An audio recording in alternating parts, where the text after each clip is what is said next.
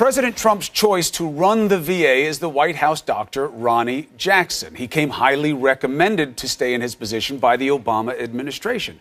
However, now that they want to put him in charge of the second largest bureaucracy in our government, the VA, there's a new series of allegations that may threaten his nomination. They involve excessive drinking, a weird nickname he had called the Candy Man for giving out prescription drugs. CNN political commentator and former White House chief strategist David Axelrod says the White House now faces a major question. Listen to the Axe.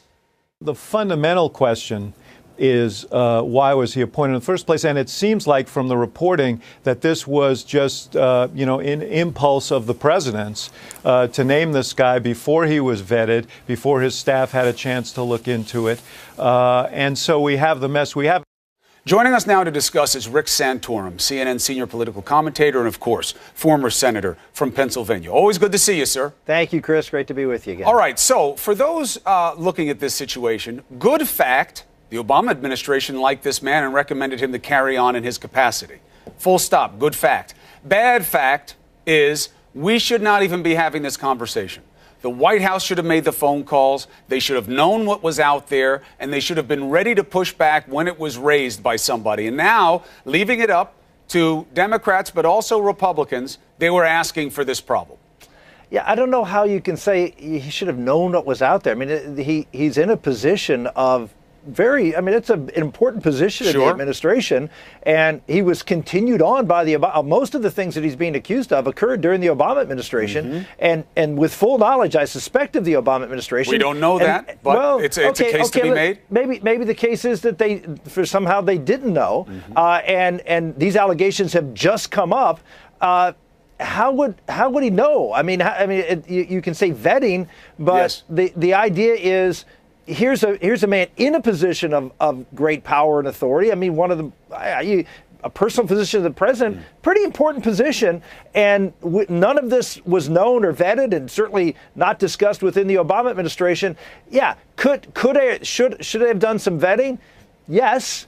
I'm not sure they didn't do vetting, and maybe these allegations simply didn't rise until his name got out there, and then all of a sudden people felt maybe some freedom to release this information. All right, let me add some reporting to the rationale, and let's see where it takes your feelings on it. One, you certainly have to be given some credit for pointing out that the Obama administration didn't flag any of these things as far as we know. However, they were recommending him in a very different capacity than he was now, which would suggest a very different level of vetting. They didn't really have to look into him that deeply for what he was doing there. But again, that's only a partial explanation. They'll have to answer for themselves.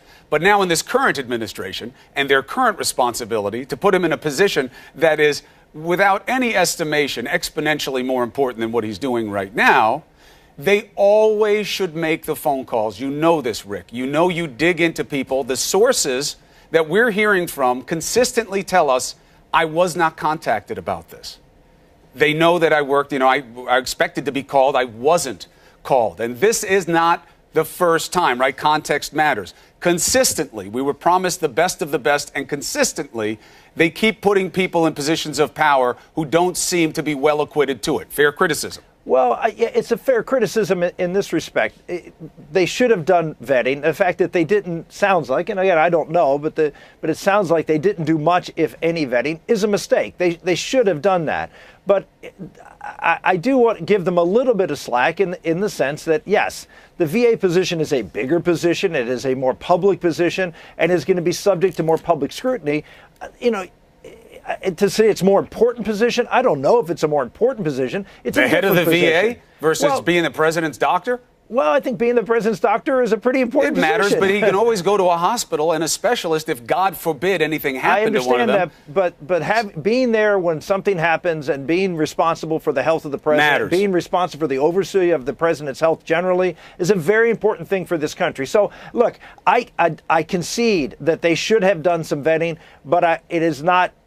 It's not beyond the pale that somehow they thought that this person who had been in this very important position had been somewhat of a high profile, at least in recent times, probably would have passed muster. But they should have done their work. So, in a sense, I agree with you. There's the first of three issues. The second issue is Scott Pruitt.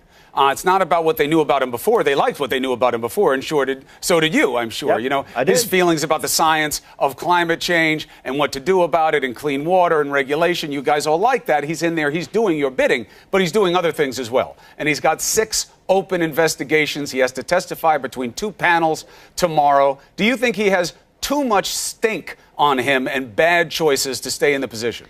Look, there's certainly a lot of choices out there that are questionable choices, and even his chief benefactor, his home state senator Jim Inhofe, as well as Jim Langford, both have said that these are questions that need to be answered, and so he will have the opportunity to answer them. I think. Is there a good answer to wanting a $43,000 soundproof booth?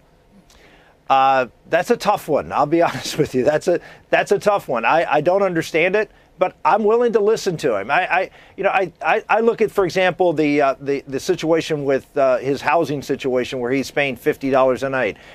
There's a good answer to that. Number one, it was approved by the ethics folks within the department, and so you can say, well, it was unethical. What was approved by ethics? I understand. Scott Pruitt was a public servant. He was he worked in public life. He was not someone who made a bunch of money on the outside, and as someone who was as a young congressman slept in his office for 3 years because I couldn't afford to have a house in Pittsburgh and a house in Washington, and because you chose not to take something that maybe conceptually was okay, but in the practice of it seems a little shady. You didn't make that kind of choice. He did. Yeah. Again, I think if you look at the relationship, I mean, I happen to know the people that he rented from. I know them, and I know the kind of people they are. I mean, and you don't usually take favors with people who are trying to get something out of you as a public servant. I know these folks, and so make it okay for me. Why is it okay? Because he asked his ethics panel whether this was proper or not, and they said yes, and they thought the money was sufficient. Even if I don't pay. Even if I don't really pay the $50, even if it winds up being, basically free, and these people do have an agenda before me. If he didn't pay the $50, then he didn't live up to the deal that he made with the. That's the difference between getting ethics approval of something conceptually, which we have to know more about. By the way, I don't know that I can check that box completely, and how it was carried out, and how it was explained or misexplained. Again, that's why he needs to explain this, and because I think that's explainable. But it's not explainable if he didn't end up paying any money to stay there. That's a very different story. Absolutely. Rick Santorum.